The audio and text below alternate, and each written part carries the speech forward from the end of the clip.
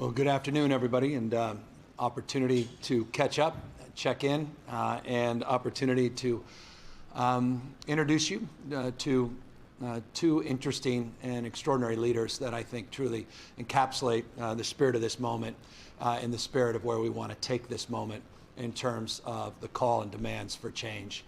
I've had the privilege of traveling all up and down the state of California over the course of the last number of days. I had the opportunity to spend the day working with community leaders, faith leaders, working with advocates, working with members of our own National Guard to help clean up the streets of Sacramento. Randomly had the privilege and opportunity to meet up with a group of young people around the police officers' memorial that were cleaning up graffiti. A young girl, quite literally with one lung, that outlasted all of us as she was scrubbing away for hours and hours and hours. No one asked her to do it. It was just an act of random kindness and a recognition that her community was being impacted and her life and her future impacted by the moment. And she wanted to impact the community in a positive way.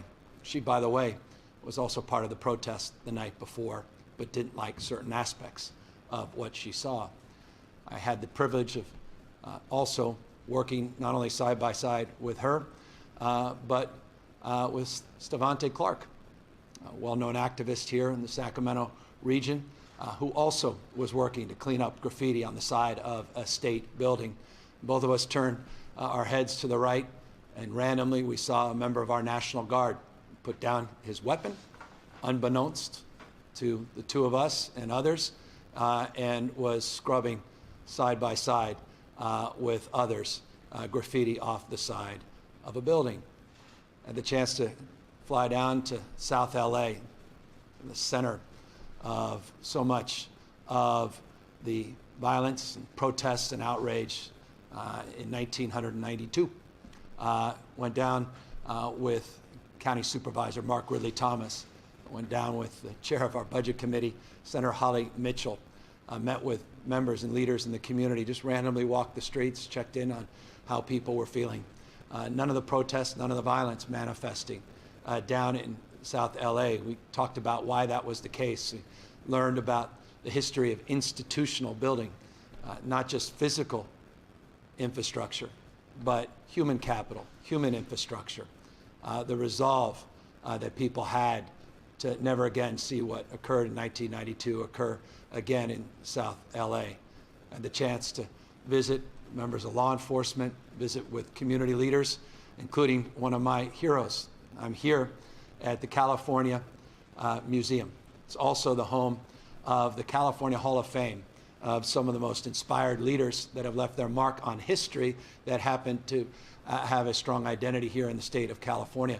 One of them that I had the privilege of recognizing just a few months ago was Reverend Lawson, known to many as one of the most influential leaders in the civil rights movement. He brought back forth the principles of nonviolence from Gandhi and brought them to the forefront of the consciousness of Dr. King. Met with him and leaders of Black Lives Matter, other leaders in the community, and had a conversation about the history of the civil rights movement. Going back, as we debated, to the 1950s, he argued back to 1947 and the impact Jackie Robinson had on the movement, not just Emmett Till and that moment that marked a part of history that changed the momentum. Montgomery bus boycott, others that he organized and helped lead. What makes this moment different from that moment? Is this a moment or is this a movement? What part of our history are we living in and living through? Had the opportunity to meet with many youth leaders. And I'll tell you, of all the conversations I've had over the course of the last week in particular, it's the clarity and conviction of our youth. They don't mince words. They don't beat around the bush. They're not patient. They're not necessarily confident that folks in a position like mine get it or have the capacity to get it done. They have no reservoir of patience. They demand progress. They demand people in position of power and influence to listen, but more important than anything else, they demand the people in power, position, and influence lead demonstrably, lead with courage, lead with conviction. But they also made a point, lead with civility. They pointed out, a number of these youth leaders, that violence has solved nothing. It's created nothing. There's nothing courageous about violent acts. I was reminded a little bit of what Kennedy spoke to, that no wrong has ever been righted by violence. To hear that from youth leaders leading protests in their community, peaceful protests, was humbling and also enlivening, because they want this moment to be met with a deeper sense of urgency, and they want their cause to be clear. It's a cause of peace, a cause of progress, and that violence has no place as it relates to meeting this moment and moving that collective cause forward. One thing I came back with, not only time out on the streets in Sacramento, in South LA, in Stockton, California, with a young leader, Mayor Tubbs, and many other youth leaders that he assembled, is that the black community does not need to change. We need to change. We have a responsibility to change. Our institutions need to change. Our capacity of understanding needs to change. We need to contextualize not only this moment, but moments in the past where we never met these calls and these cries, that we ran short. We ran long on rhetoric, short on results. Again, there's no reservoir for patience. That's self-evident just on your TV screen, but it's also self-evident in the minds and hearts and the values that you hear from people all across this state and all across the United States of America. This has been an extraordinary week in our nation's history, in the history of the state of California, and we have a unique and special responsibility here in California to meet it and to meet it head on.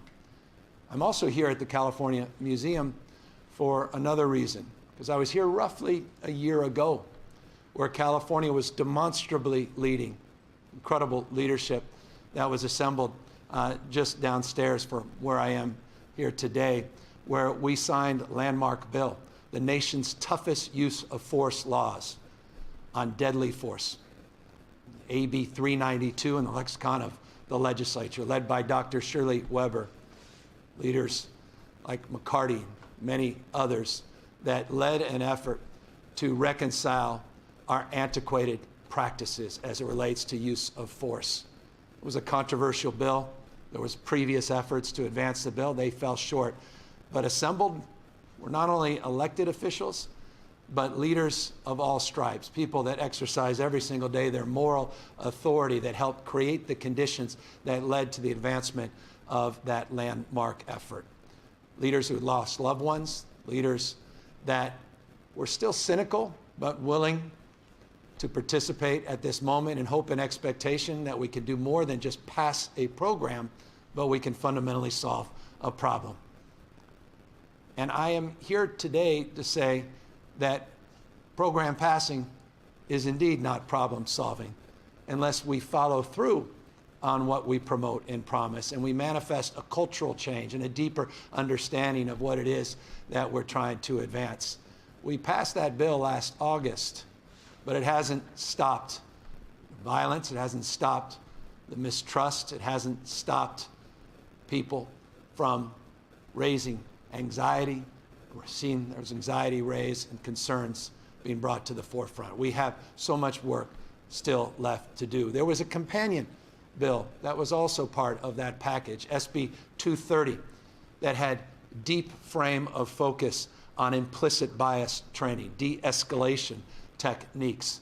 So many of the provisions of that bill interestingly, go into effect in January 2021. That cannot happen soon enough. We're scrubbing components of that bill to see if we can fast track and concentrate some of those provisions to advance the cause that brought us together on that bill and move forward with a greater sense of urgency. I say that to reflect on a point of optimism and also frustration that California has been leading, but still we haven't done enough. I say this all the time: success is not a place or a definition, it's a direction. There is no having made it as it relates to addressing these foundational and fundamental issues. We have extraordinary amount of work left to do. I'm proud of this state and proud of the cause of reform that goes beyond just the issue of implicit bias and de-escalation. It goes beyond just the issues of deadly use of force. We're very proud of this state and the leadership that we advance to begin anew a conversation about broader criminal justice reform to address the issues of the war on drugs and the disparities, the race-based sentencing, the 5-year minimum mandatory sentences that not too long ago were part and parcel of the culture of enforcement, and ultimately, as it relates to sentencing, 5-year mandatory sentence for having possession of 5 grams of crack cocaine. For those with possession of powder cocaine, it took 5,000 grams of cocaine to have the same 5-year minimum mandatory sentence. 5,000 to 1 ratio of disparity. I remember the Clinton administration knocked that down to 500 to 1. The Obama administration knocked it down further, but disparities still persist, not just as it relates to the consequences of drug possession, but across the criminal justice system. That's why the state was one of the early adopters of a new approach as it relates to cannabis reform and legalization around adult use of marijuana. It was a civil rights call from our perspective. I was proud to be out in front in those efforts. It was about addressing the disparities. And it was about addressing incarceration. And it was about addressing the ills of this war on drugs. But again, it's not enough. We are proud of the work we've done in the state of California. We announced, and the legislature has embraced, the need to shut down state prisons in our current budget that I will sign in just a few weeks. It calls for shutting down 2 state prisons. It calls for eliminating the Department of Juvenile Justice. It calls for more probation reforms. All of this building on the work that we've done on Prop 57, Prop 47, Prop 36, the work we continue to do in this state to end the death penalty in the state of California. I was proud to sign an executive order on a moratorium on the death penalty because one thing we know about our criminal justice system, it's not blind. It discriminates based on the color of your skin, discriminates based on wealth. It has been said over and over again. It cannot be said enough. We have a criminal justice system. I don't think this. I know this. As governor, I live this every day. A criminal justice system that treats people that are rich and guilty a hell of a lot better than it treats people that are poor and innocent. You know that, and I know that. So why aren't we doing something about it? We're trying our best here in the state, but we have to do more, still better. And I understand this conversation that we need to be having in the state of California just cannot be about criminal justice. It has to be about economic justice, social justice, environmental justice. It has to be so much richer and deeper than it's been in the past. That's why we created that Surgeon General position in the state of California, to begin to focus on the issues that manifest early in life, prenatal care, the focus on ACEs and early childhood trauma, focusing on prenatal care as well as preschool, early Head Start, not just Head Start, focusing on achievement gap before it manifests, because at the end of the day, we can consume ourselves with achievement gap, but we know that people aren't left behind in society, they start behind in society. So if we're gonna get serious about addressing these disparities, then we've gotta get serious about our work in that space as well. And we have committed ourselves to that cause. Education reform. My gosh, 10% of black students, 10% of black students met the state benchmarks on math proficiency last year, 10% by 8th grade. All of the disruption around COVID-19 and learning loss, study just came out today. It should be seared in your minds and consciousness. A study that came out today that says the average learning loss in this nation because of COVID-19 is 7 months. But for the Black community, 10.3 months. For low-income community, over 1 year of learning loss because of the impacts of COVID-19. You think we got an achievement gap right now? What are we going to do about that? And by the way, I just want to be clear and respectful at the same time to California legislature. One thing we're not going to do is take the $4.4 billion that we promoted in our budget and dilute it by taking it away from concentration funding for Black and brown communities and those that are former foster youth and low income and English as second learners. I will reject any proposal that comes out of the legislature that does that. We are committed to the cause of equity. And that's the reason we put that $4.4 billion in the budget, to focus on equity. And Governor Brown said it better than any of us. There is no equal application in unequal systems. You can't just spread that money out equally. We need to concentrate its focus. And I just want to make that clear as responsibly and respectfully I can to the legislature. I won't budge on that budget proposal.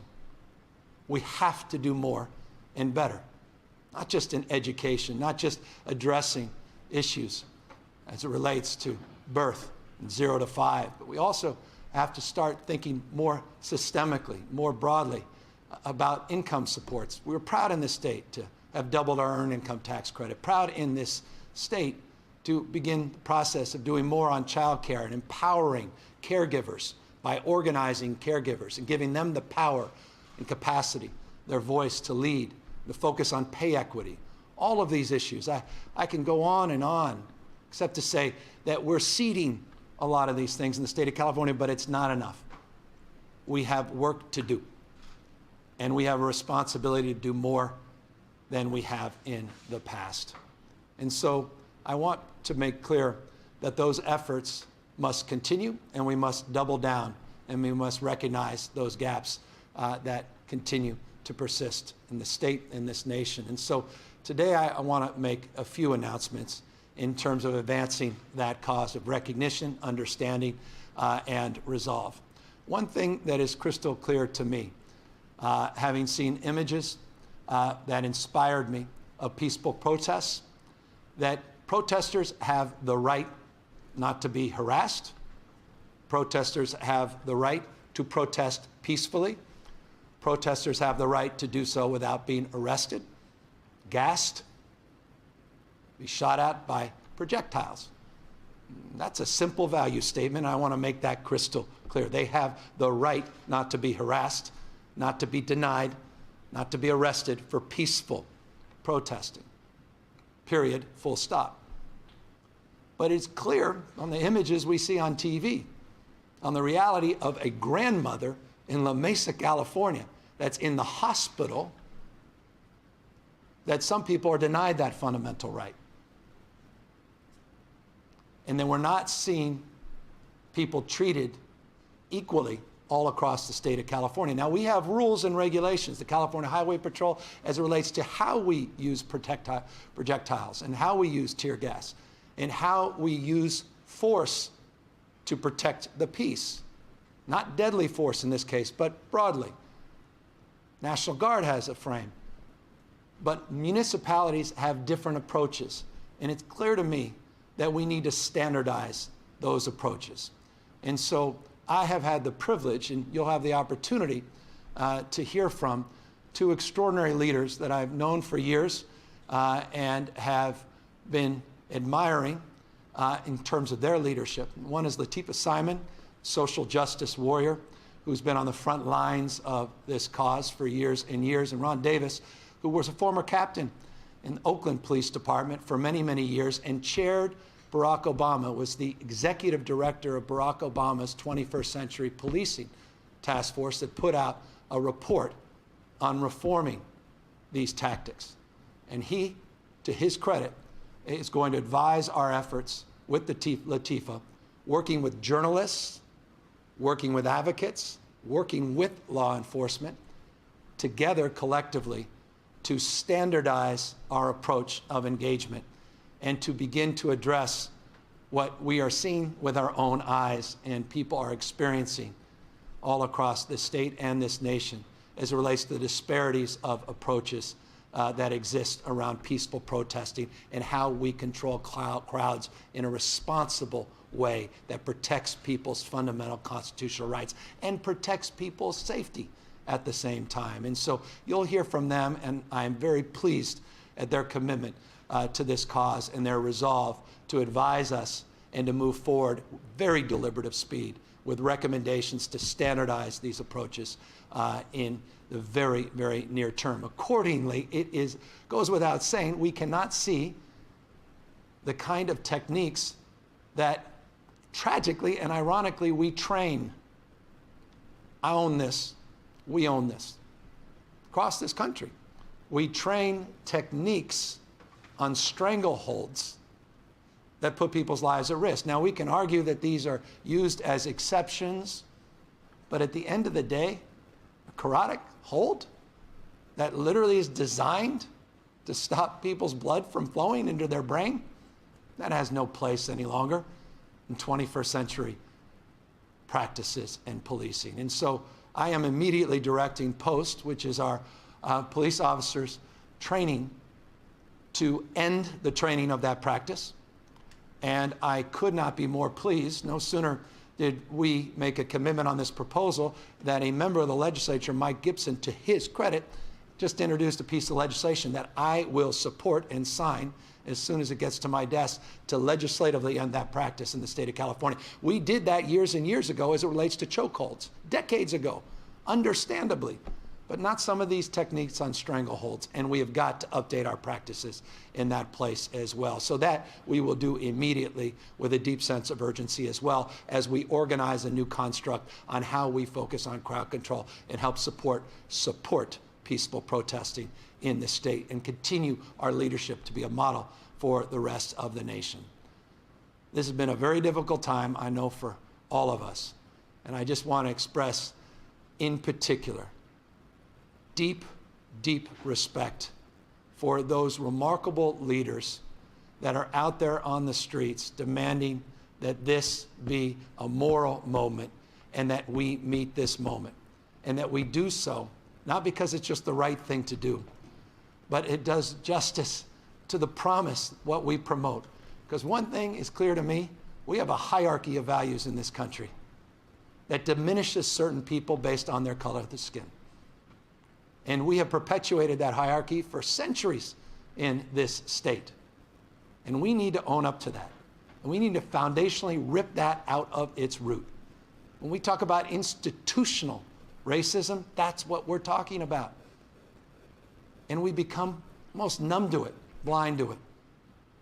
No one wants to go back to normalcy. If you want to go back to normalcy, I'm not going there with you. I don't want to go back to normalcy. I want something better. We deserve something more. Generation of young people demand something better and something more. Please resist normalcy. Normalcy created the conditions that led to this moment. Normalcy has no place in terms of our reconciliation of this moment. We have to meet a higher calling. We are so much better than this, so much more capable than this. We will rise up to this moment. We will lead, and we will listen, and we will begin to reconcile, but with resolve and a commitment and a persistence, not patience, that is demanding of this moment. And we will lead, guided by people like Ron and Latifah and many, many others that have been on the front lines. And with that, I want to now just turn over this mic to Latifah to talk a little bit more about what she hopes to accomplish, what she's been doing, and how she hopes to work with Ron Davis and others will advise us with the urgency that's needed at this moment to move in a direction that does justice to those cries that we are loudly hearing in the state of California. Latifah?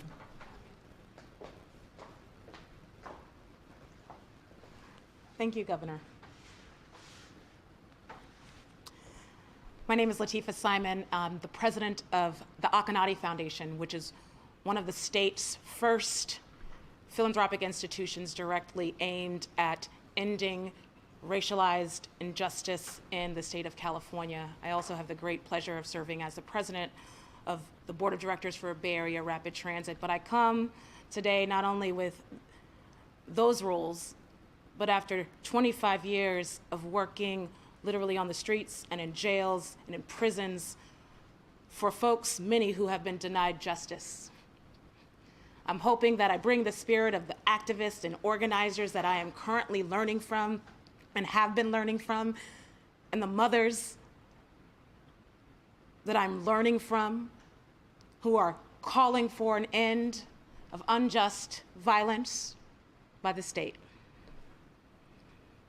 This inflection moment in this country and frankly around the world suggests that we get it right, that we identify this moment for what it is, a sea change in facing race and racism and deep injustice, and the work that we will do together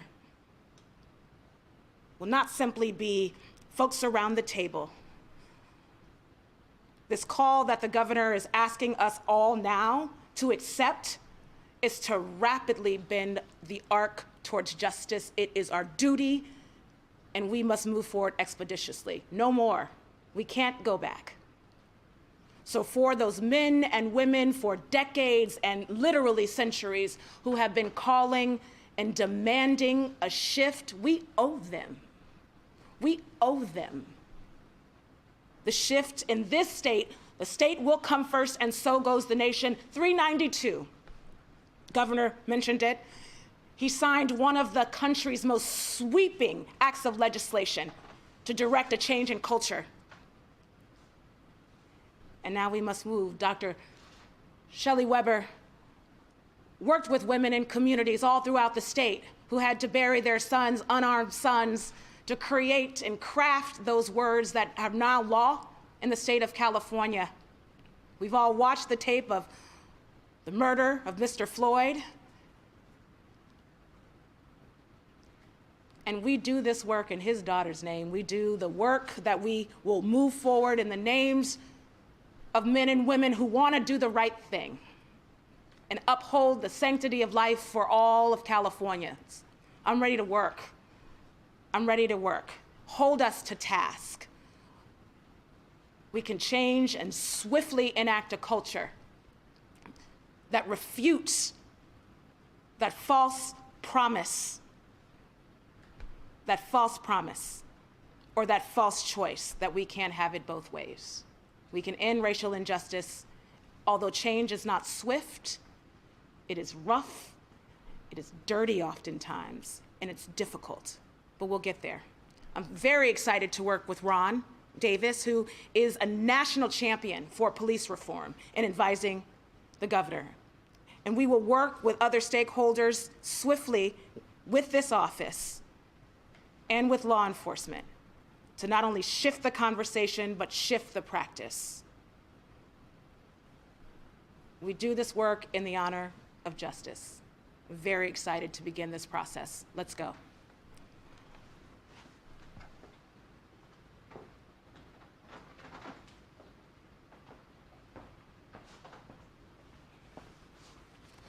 Good afternoon. Let me start by first thanking the governor for his leadership. What I really appreciated with his opening remarks was the candor and the truth that he told us about who we are, who we have been, and where we need to go. I think the governor recognizes that too often the truth does hurt. Too often the truth is uncomfortable. But even though the truth hurts, selective ignorance is fatal. We ignore the truth, we make mistakes. We ignore the truth, we threaten our very existence. We threaten this democracy, the state, the nation. And so we have to start with the truth and understand that the systems that the governor is talking about are not broken. They're in many cases operating as designed, and we need to have new ones. That's why I really appreciated the idea of not going back to normalcy, but moving forward. I'm honored to be able to provide advice, and I think I bring a very perspective, and it's personal for me. One, as you can see, I'm standing here as an African-American male and know what it's like to be a black man in America. And when I was a cop and I was not in uniform, what it's like to see a police car behind you. Know what it's like when I have 3 kids to have to tell all 3 of my kids what to do when stopped by the police, have to prepare them to be safe against the people that I respect and work with and wore the same uniform I did. That conflict has been something I struggled with for 30 years on how to reconcile it. And I've found a way to reconcile it, which I think the governor is leading the state to do. You don't reconcile it by trying to fit them into a safe narrative. You don't reconcile it by ignoring the truth or history. You accept each for the truth that they represent and you move forward. And I think that's what we need to do here. I also spent 30 years as a cop, as the governor mentioned. So that perspective has meaning to me.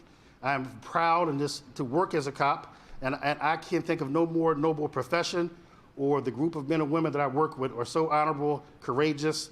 And I spent 20 years in the beautiful and diverse city of Oakland. And then I spent close to 9 years as a police chief in the equally beautiful and diverse city of East Palo Alto. And those close to 30 years taught me that police, when operating appropriately, can make a difference.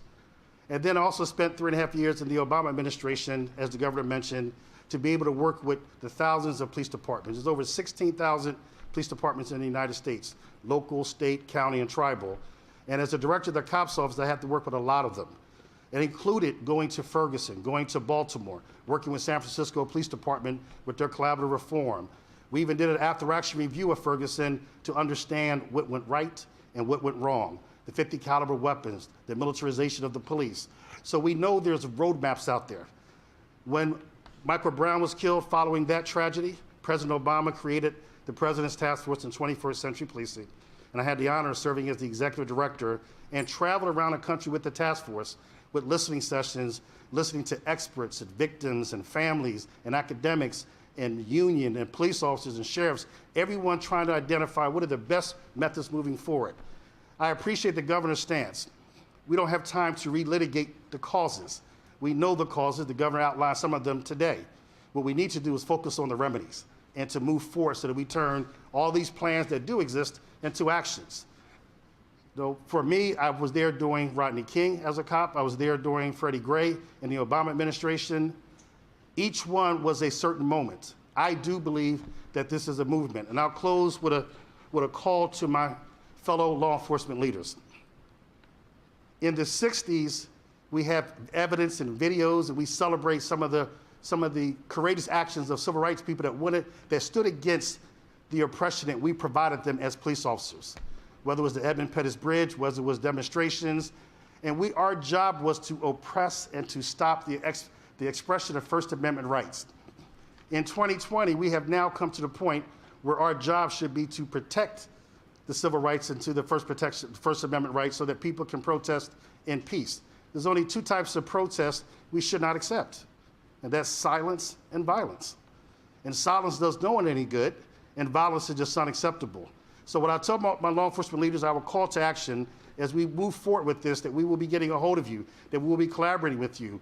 We need time for you to stand up. I've seen a lot of chiefs take a knee, and that is great, but now take a stance, and take a stance for systemic reform and changes. I saw a lot of people say they want to make changes.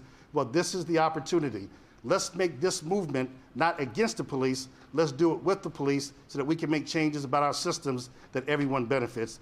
I look forward to, you heard the passionate speakings of Lateef, and I look forward to working with my colleagues and under the leadership of the governor. I think we can actually get some things done that will not only make policing practices better in California, it will help start changing the culture of policing as a profession. And I agree with everyone that says when California does something, the nation does follow. So it's an honor to actually be able to help the governor's effort. Thank you.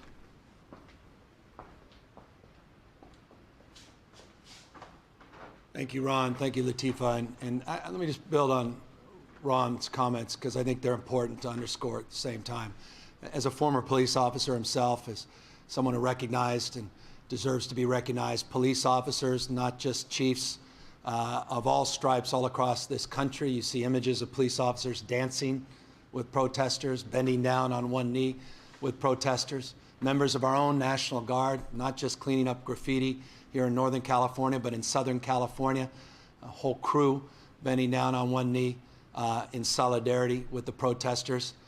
There is so much nobility to those men and women as well that need to be recognized at this moment.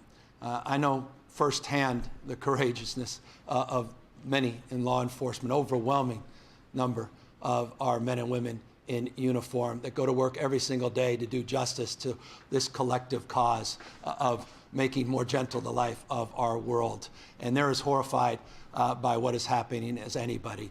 That includes California Highway Patrol. It includes all the men and women of law enforcement across the spectrum, deputy sheriffs, as well as members of local law enforcement. So I want to distinguish the principles that we're trying to advance as a collective cause. And the spirit of what I think brings Ron to the forefront of leadership is that recognition. There's that old African proverb, we cannot quote it enough, that if you want to go fast, you can go alone, but if you want to go far in the cause of justice, you've got to go together.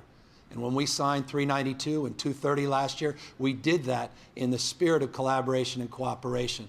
We didn't agree on every issue, but we didn't come at it with closed fists, with open hearts and hands, and we worked together with law enforcement to advance the most significant use of force, deadly use of force provisions of any state in this nation. And I believe that is the spirit that brings Ron to his leadership position, brings Latifah here today, and certainly that's the spirit we'll carry forward. And it's also the spirit of collaboration, not just with those in positions of formal authority, but others that are exercising not just formal authority, but moral authority, like the leaders of the Black Caucus in the California legislature, the Latino caucus, and others that we look forward to working with on a legislative package of reforms. And I want to thank all the leaders of the Black Caucus in the state of California for their incredible stewardship, their capacity of leadership that's demonstrable by the work that they've been doing for years and years over the course of not only their careers, but over the course particularly of the last 12 months, where historic number of bills were advanced because of their example and their support. And we need that collaboration. We need their example, their voice at this moment as well. Final point, because it's important, Ron made about the issue of silence.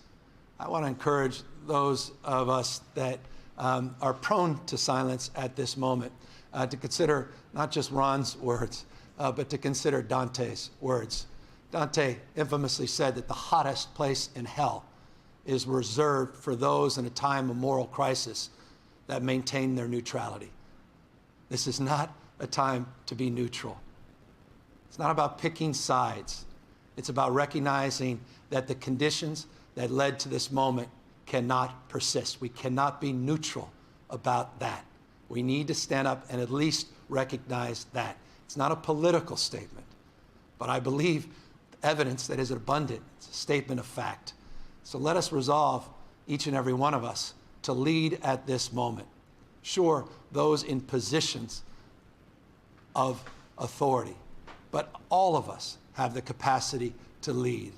And I think, as one young lady told me in Stockton just yesterday, that leaders encourage others to lead. That's the most important job we all have, is to create conditions where people can thrive and people can live their lives out loud. And so with that, I look forward to answering any questions, but moreover, I look forward to the days, months, years ahead of hard work and the tenacity to build trust once again, communities all across this state and nation. Hi, Governor. Nicole Nixon with CAP Radio News, and I will be asking questions on behalf of the press today. I'd like to hear a little more about the specific policies you would support to address some of these racial inequity issues. You mentioned the Black Legislative Caucus. They put out a list of priority bills that includes a constitutional amendment for affirmative action, parole and probation reforms, and a reparations task force. What do you plan to throw your weight behind? Well, we've supported all three of those efforts, so already have publicly done so and continue to. But beyond that, we have our own reforms that are presented as incredible opportunity at this moment. As many know, we made commitments last year, signed bills to shut down private prisons. We've made commitments that are presented in front of the California legislature that I believe they're opposed to support by eliminating the Department of Juvenile Justice to advance probation reform. We don't need a new bill in our budget. We seed those reforms, seed the reforms to continue our efforts to focus on rehabilitation, higher education opportunities for youth offenders in this budget. Those opportunities present themselves in real time. Working with the legislature over the next few weeks, we'll have the opportunity to anchor those reforms in the trailer bills that are part of this budget package. So many things have been proposed in terms of affirmative action, which I've long supported, righting that wrong as it relates to those changed. As it relates to the issues of reparations, working to study and understand more broadly what that looks like, what that means. We've been public in our support in that space, and continuing the cause that unites all of us, not only in this moment, but the deeper structural cause of addressing the underlying issues as it relates to disparities from the health perspective, environmental justice perspective, and focusing on economic justice as well. What are the state's plans to address an anticipated surge in coronavirus cases due to the protests? And should counties start preparing to pull back some of their reopenings? We have a plan that is detailed, plans that are required of each county in the state of California. They're called attestation plans, they're containment plans, they are prevention plans. Those plans are available for review for everybody on gov.ca.gov. You can click on to any county in the state of California, see what your county health director in partnership and council with local elected officials have put up as it relates to resources in these areas, as it relates to testing capacity, tracing and tracking capacity, isolation protocols and programs, efforts to protect the most vulnerable California, those in skilled nursing facilities, homeless individuals, people that are incarcerated, strategies for alternative care sites, and capacity on PPE and human resources. I say all that to make this point. Those plans are up on that website, and we have, over the course of the last 100 days, been preparing our efforts here in the state of California for an anticipated increase in cases as we begin to reopen our economy, not just in the context of these protests, that we will see an increase in cases, and our capacity has never been greater to meet the needs from an ICU perspective, a hospitalization perspective, an alternative care perspective, and a PPE perspective. That BYD contract, as just one proof point, over 90 million masks have come in off that contract. And as a consequence, we've been able to distribute tens of millions of masks throughout our economy, different sectors of our economy, including commitments we're making to our public education system, our child care providers, and essential workers that are disproportionately represented in the Black and brown communities. So all of that is part and parcel of our strategies and our efforts to prepare for reopening, broadly defined, and clearly prepare for an increase of cases related to the mixing that has occurred because of these protests. Some questions about that BYD mask deal related to N95 masks. What is the status of that? There was another deadline today. Have you negotiated an extension on that? And if that deal does fall through, how are you going to secure more N95 masks? We're working across overseas to get the latest information. Apparently it's coming in today. I'll have more clarification. Hopefully that has already come back. The contract, we pay for what we get. We don't pay for things we don't get. We've already received over 90 million masks. That has provided an unprecedented level of capacity for this state, unprecedented in any other state in this country, that has allowed us to distribute tens of millions of masks that otherwise would not have been afforded. So I'm very pleased with that progress, and to the extent that the N95 component of those masks, not just the procedure masks and surgical masks, are not part of that. We've been working with other providers, and we'll have a backup to that backup, but we'll get some clarification, we hope, as early as today. This question comes from Jeremy White of Politico. Today, the White House economic advisor, Stephen Moore, said that the new jobs report shows we don't need more coronavirus aid, and there's no reason to have a major spending bill. What is your response to that? I think that's foolhardy. I think that's short-sighted, and I think the reality on the ground suggests something very, very differently. Just because you had some good news, and I'm very pleased with that good news as it relates to the national unemployment, that's the numbers in the aggregate. We don't live in the aggregate. We have 50 different states, 50 different conditions, and the economic pressures are profound all across this nation. The budget shortfalls are legendary in terms of their status, the number of cities and counties and states that are struggling to make just foundational commitments, let alone make the commitments that this moment requires as it relates to investments in the future. And so I appreciate that's their sentiment today. We hope that sentiment is not broadly shared. Certainly it is not shared by our leader, the Speaker of the House, Nancy Pelosi, and her colleagues in the U.S. House of Representatives that have approached this very differently with, I think, much more depth of understanding than is reflected by that comment from that one individual advisor. I got a couple questions about nail salons. Some reporters have been told that the state no longer believes the first case of community transmission occurred in a nail salon, as you mentioned last month. Do you still stand by that? And what are your plans for reopening nail salons? Well, we're looking forward to putting out additional guidelines today that should put further clarification on the next iteration of opportunities for counties to continue a phased reopening. I'll remind everybody, when we put out guidelines in every sector, including the work we're doing with the Asian Caucus in the state of California, working with nail salon industry to put out the guidelines in this space we've been working on over the last few weeks. We put out a document that is a how document, but it does not prescribe when these counties move forward. That will be on the basis of counties making that determination for themselves based upon the unique conditions in their respective communities. So those guidelines are forthcoming.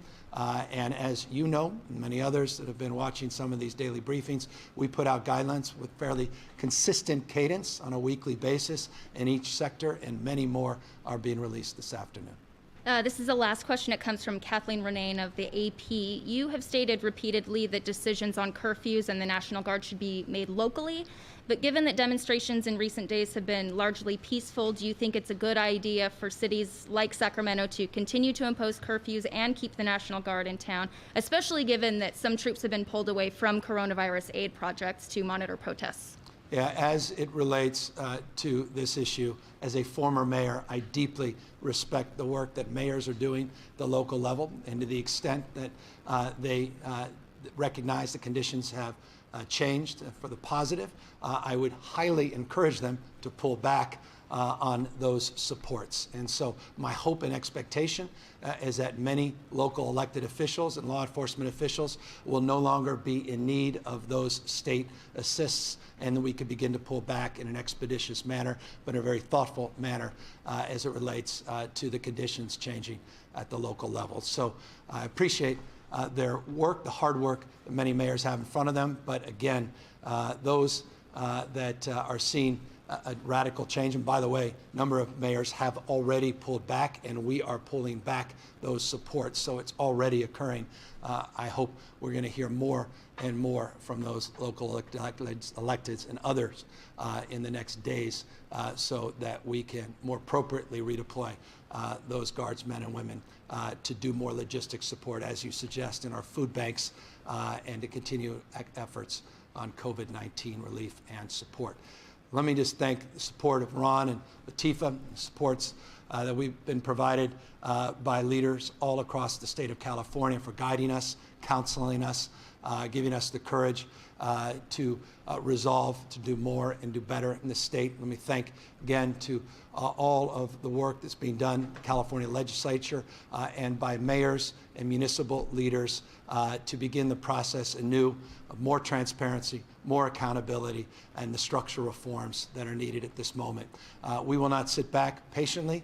We will not sit back passively as a state. We will lead. We will lead in. We will take account. We will take responsibility, and we will take to heart the message that clearly is being expansed very loudly in this state and all across this nation by protesters, and that is a resolve to do better and do more, and in turn, meet this moment head on. Thank you, as always, for tuning in, and stay safe this weekend, and we look forward to coming back and updating you very, very near future.